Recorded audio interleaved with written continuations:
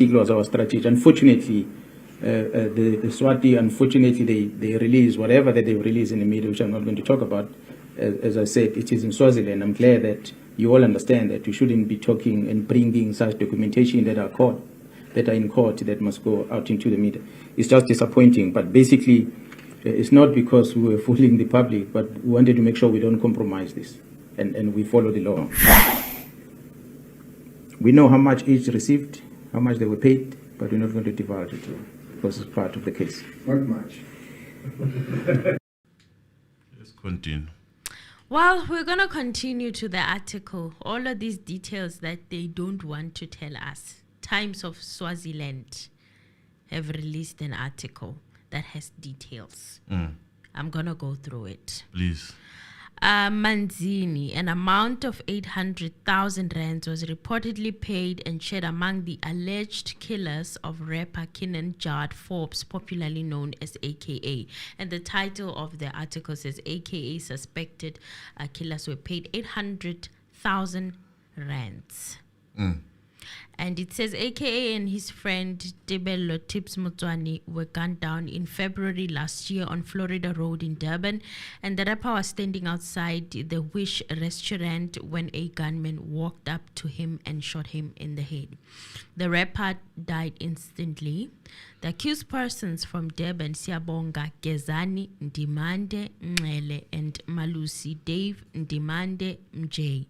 Apparently they are brothers. Allegedly they are brothers, were arrested by members of the Royal Eswatini Police Service, REPS, while hiding in a flat they rented at Zone 4 in Bambane from the sum of 800,000 rands in the currency of Eswatini. I don't know what they call it. What do they call it, you guys? Malangen.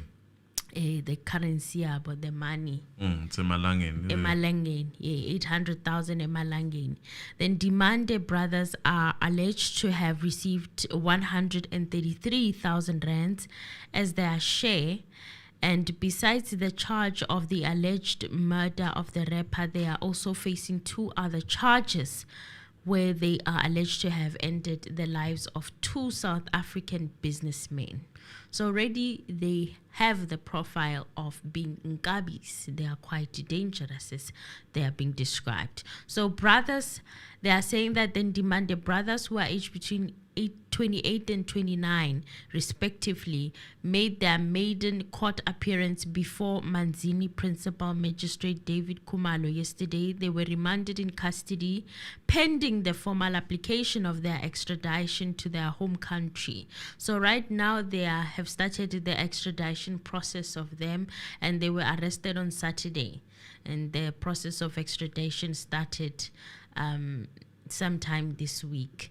So the details on how they allegedly committed the crime and how much they were purportedly paid are contained in an application for provisional arrest filed by Elaine Harrison, who is the Director of Public Prosecutions, DPP, based at the KwaZulu-Natal Division of the High Court.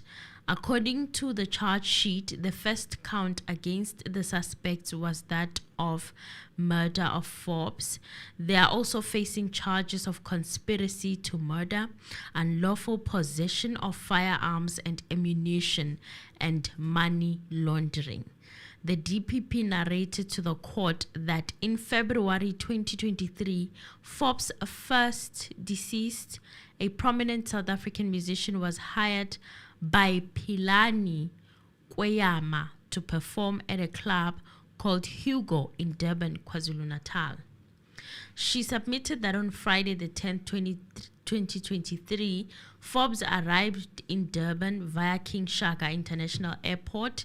She pointed out that Forbes was traveling with his entourage, comprising of his disc jockey, DJ, bodyguard, manager, and photographer. She said they were picked up at the airport and taken to Hilton Hotel Umhlanga in Durban.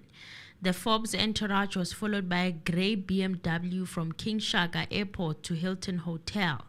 While the first deceased and his entourage were at the hotel, a grey Polo with a registration number. They shared it. I'm not going to share it. Was spotted as having passed the hotel. It was later established that this grey Polo was a spotter vehicle used by the assailants, submitted the DPP Harrison. She alleged that upon further investigation of cell phone records, it was established that an individual by the name of Mziwethemba Harvey Gwabeni was present in the grey BMW that had followed Forbes and his entourage to the hotel. So disclaimer, I don't know whether it's the same Gwabeni we've heard of before. No. Maybe it's a different one. Shouldn't be. Disclaimer. For those who are going to ask, we don't know who this Gwabeni is.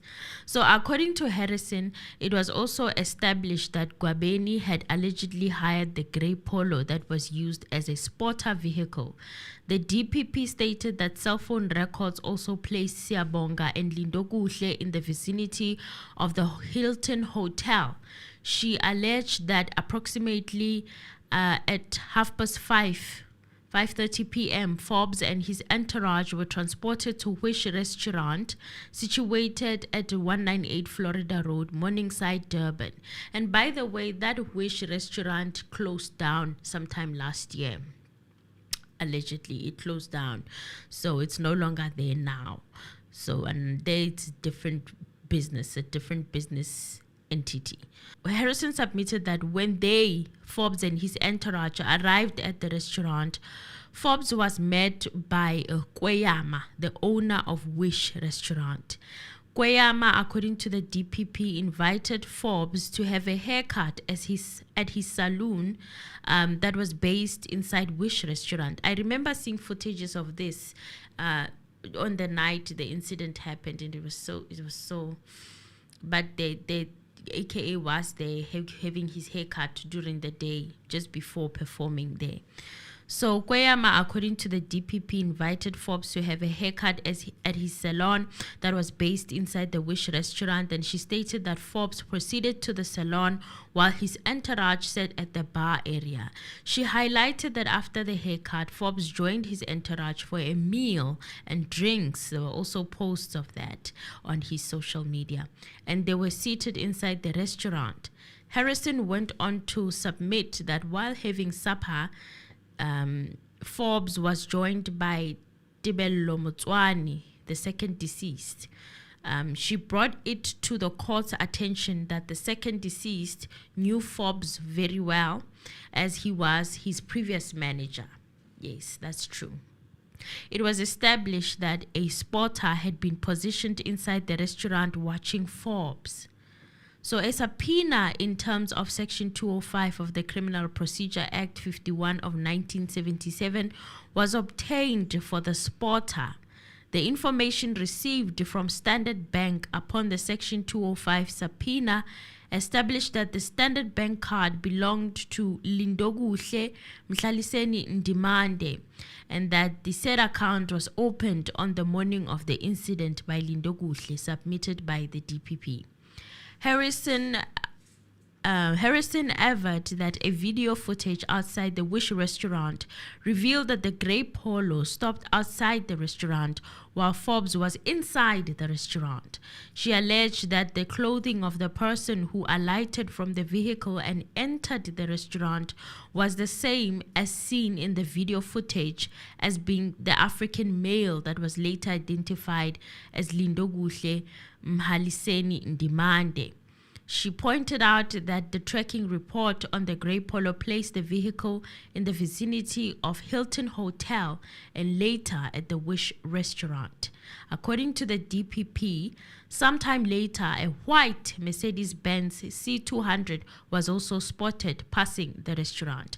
Now, this white BMW is the one that was alleged to have been seized by the police in sometime April last year.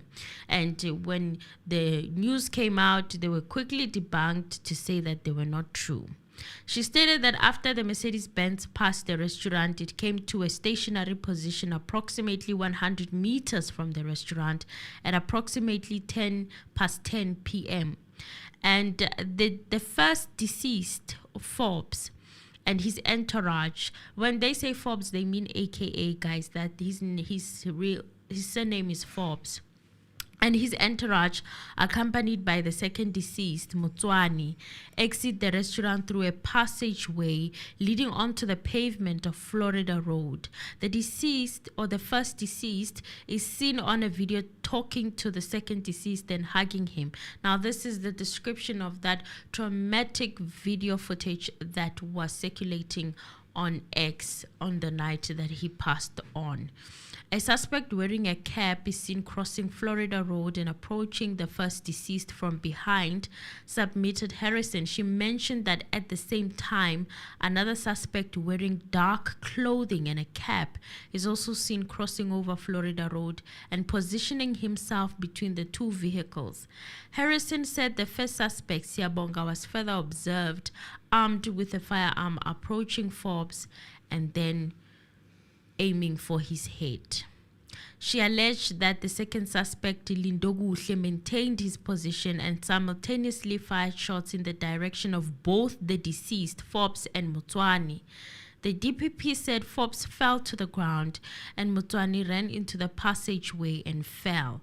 Both suspects are observed fleeing the scene by crossing Florida Road and towards the direction of the white Mercedes-Benz.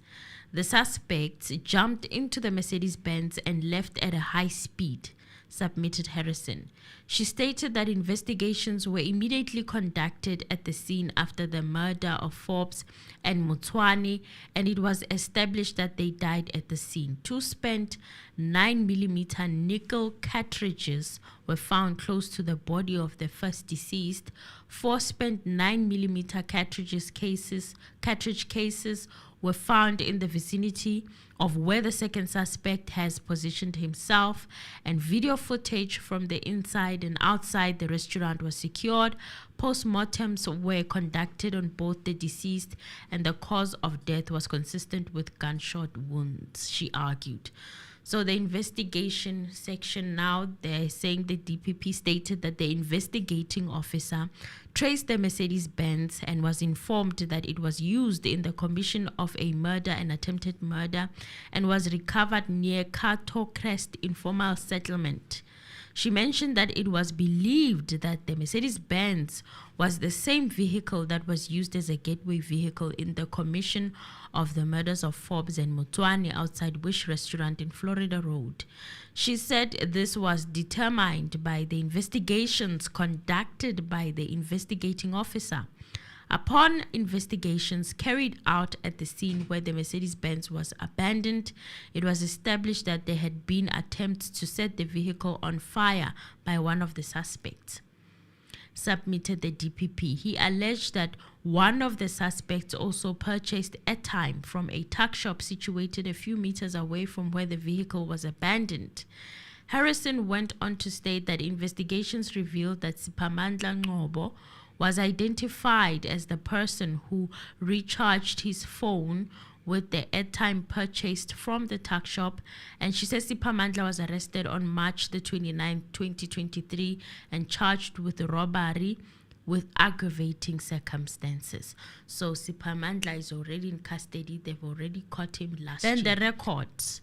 Cellular phone records were obtained for Siphamandla Ngcobo and compared with cellular phone records at the scene of the murder on the night in question. It was established that Ngcobo had communicated with Gwabeni, Lindani, Zenzele, Ndimande.